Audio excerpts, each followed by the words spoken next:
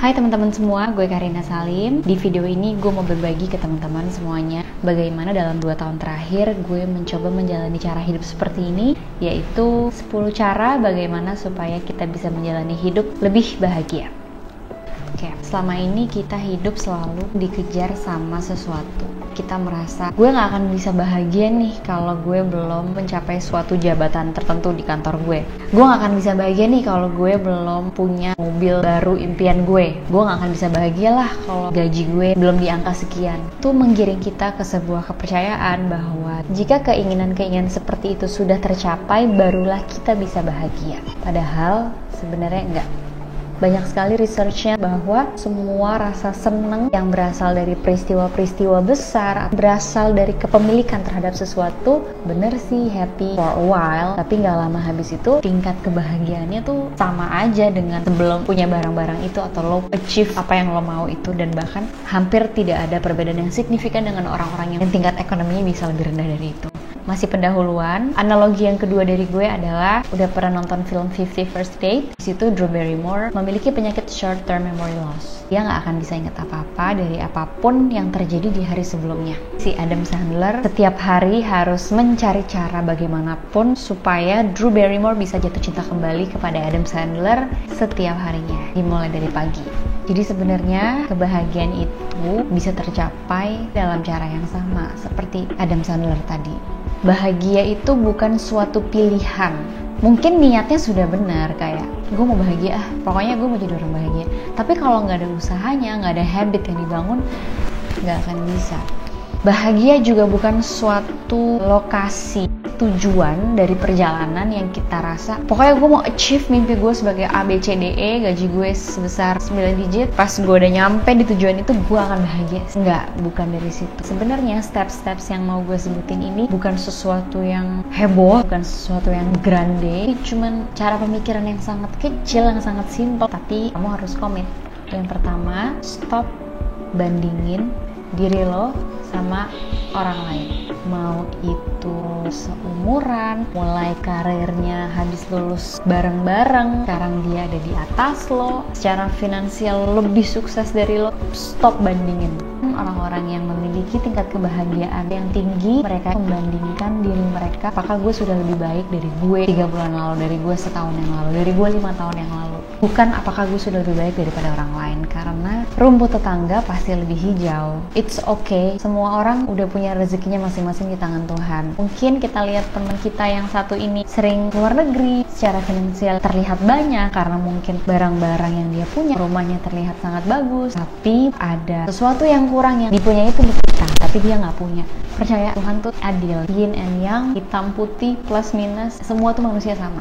Lo ngeliat dia segini, terus kita segini, sebenarnya enggak, kita sama-sama segini kok, jadi santai aja. Gue juga susah kok ngelewatin ini sampai akhirnya gue udah stop membandingkan diri gue sama orang lain. Yang kedua, orang-orang yang berbahagia itu rajin olahraga. Endorfin adalah jenis hormon dan senyawa kimia di dalam tubuh. Endorfin itu dikaitkan dengan rasa gembira di hati, sehingga masuk menjadi kategori salah satu hormon yang melahirkan rasa bahagia. Cara yang sangat mudah untuk bisa mendapatkan endorfin adalah dengan olahraga. Cuma dengan olahraga. Kayak gampang banget, olahraga aja gitu. Naturally tuh badan kita langsung produce hormon-hormon itu. Jadi kalau kamu mau merasa lebih baik, mau freeing your mind, kamu tinggal olahraga lebih aja. Dan juga kalau kita punya badan yang sehat, jarang sakit, pasti akan membuat kita lebih bahagia dan lebih bersyukur juga kan. Yang ketiga, percaya selalu ada hal baik. Orang-orang yang bahagia, mereka tuh hidupnya, analoginya ya, yang memakai kacamata berwarna, kurang lebih tuh kayak gini. Misalnya orang-orang biasa ngelihat langit ya udah warnanya putih, biru gitu. Daun warnanya hijau. Tapi kalau orang-orang yang pakai kacamata itu, mereka ngelihat langit bisa aja warnanya jadi pink.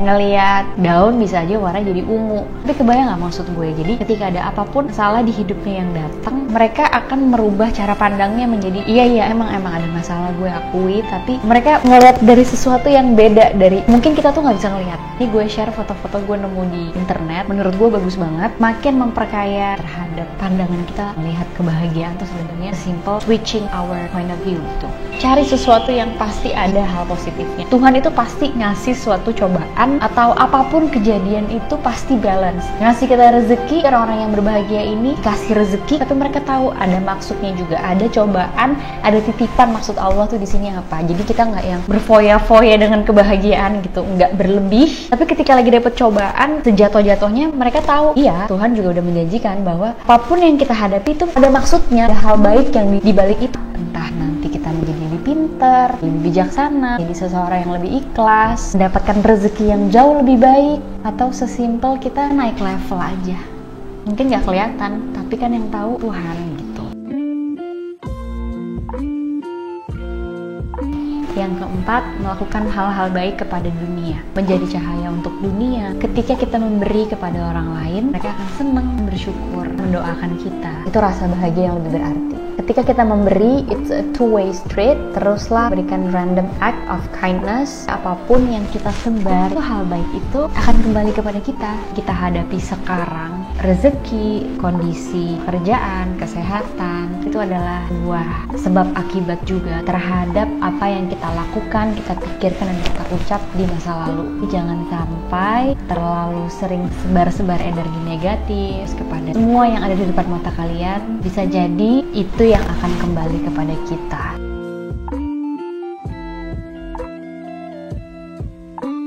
Yang kelima, berlatih rasa syukur. Maaf ya, nauzubillah min zalik. Tidurnya bukan di kasur, tapi di kardus-kardus, karena ternyata rumahnya adalah gubuk. Cari minum air putih bersih itu susah. Gimana cari makan? Gak usah ngomongin paket internet, kuota gak cukup nih buat nonton YouTube sekarang. Bajunya aja yang dipakai udah robek-robek, dan bahkan gak tahu terakhir dicuci kapan. Keliling kita habis kena hujan malaman karena atap rumahnya gak bisa menopang, kotor dan becek di mana-mana gitu. Paru-paru gak sehat, sehingga kita bernafas aja tuh susah. Padahal udara itu, oksigen sudah diberikan sama Allah, itu gratis, unlimited. Kan yang gratis aja kita gak bisa menikmati. Kita susah bekerja karena kita terlahir kakinya tidak sempurna, jalan kemana-mana misalnya harus pakai tongkat, jadi lebih sulit untuk mau cari nafkah. Itu semua nggak terjadi sama kalian kan, menjalani kehidupan orang-orang yang nggak mampu gitu. Kebayang nggak sih? Nggak usah cari bahagia jauh-jauh, apalagi masih bisa kumpul sama orang-orang yang kita cintai, tapi nggak pernah men-cherish itu lebih. Coba deh ngobrol sama teman-teman kalian yang udah pada ditinggal sama orang tuanya, gimana sih rasanya nggak bisa lagi ketemu sama seorang ibu, ayah, pasangan hidup. Coba sekarang semua anggota keluarga yang kalian cintai masih ada, nikmati waktunya dan sayangi,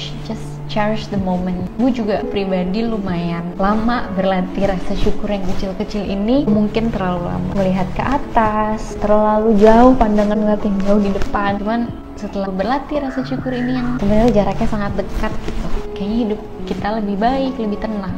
Oke, selanjutnya yang keenam, dikelilingi sama the right people. Akan menjadi sosok yang lebih optimis, yang lebih percaya diri, lebih banyak terlahir ide-ide atau kreativitas baru. Dan juga teman-teman yang sering julid, judgmental, tingkat keseringan gosipnya terlalu tinggi. Hati-hati sama yang kayak gitu, karena pas kita lagi nggak ada di situ, bisa banget mereka tuh lagi ngomongin kita.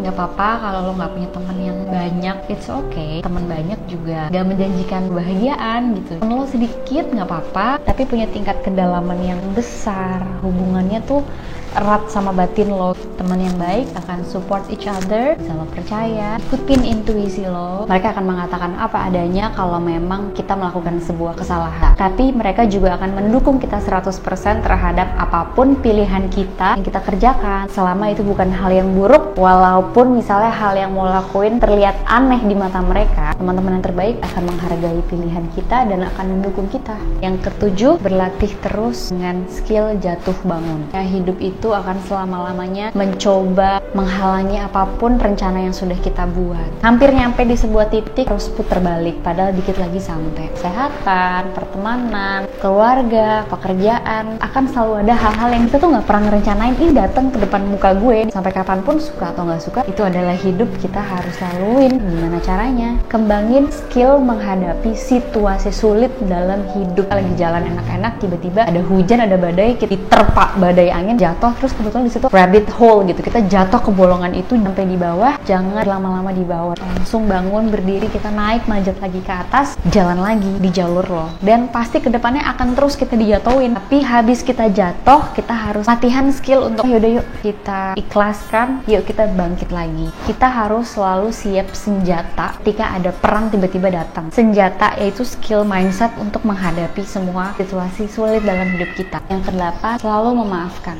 Selalu ingat aja, orang-orang yang menyakiti hati kita secara sengaja atau nggak sengaja, sebenarnya mereka itu punya isu terjadi dalam diri mereka, tapi masalahnya belum selesai. Mereka tuh punya luka, dan lukanya tuh belum sembuh selamanya. Kalau itu lukanya belum disembuhin, mereka akan terus menyakiti kembali orang-orang yang ada di sekitar mereka. Walaupun sebenarnya secara nggak sengaja. Sampai kita berusia 80 tahun, kita nggak akan pernah bisa hidup tenang, bahagia, kalau kita nggak memaafkan apa yang mereka lakukan kepada kita. Rasanya nggak akan pernah mulus, akan terus dibayang-bayang oleh rasa trauma. Maafin mereka, berkati mereka, doakan mereka. Semoga kita semua sama-sama berbahagia. Semoga orang-orang yang pernah nyakitin hati kita dan sembuh juga dari lukanya, supaya mereka nggak menyakiti orang-orang lain lagi selain kita. Yang ke-9, selalu memiliki plan terhadap hidupnya. Betul, kita memang harus bersyukur dengan keadaan sekarang, keadaan yang kita punya, tapi bukan berarti kita hanya duduk diam dengan kondisi sekarang tanpa tujuan apapun. Mereka selalu komit ketika mereka sedang dalam proses pengejaran goals mereka. Mereka akan menggunakan kacamata kuda supaya mereka benar-benar fokus, makin dekat untuk mencapai mimpi mereka. Makin dekat ke goalsnya, itu akan membuat mereka merasa menjadi lebih baik.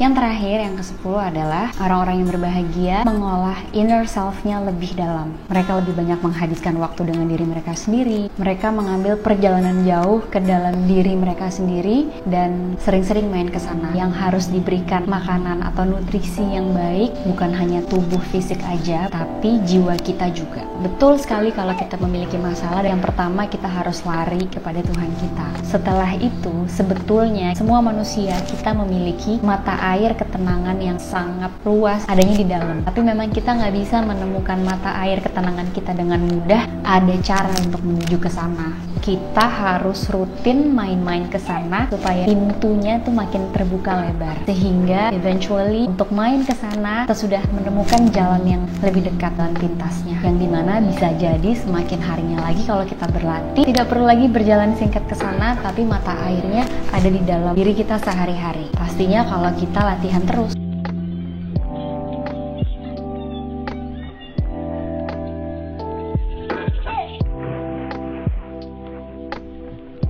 Kayak 10-nya sudah disebutkan semua, bukan suatu pilihan, tapi bahagia adalah sebuah habit yang lo harus bangun dan lakukan itu terus-menerus setiap harinya. Oke, sekian video dari gue. Kalau suka sama videonya, jangan lupa di like, di subscribe channelnya, dan jangan lupa nyalain loncengnya. See you!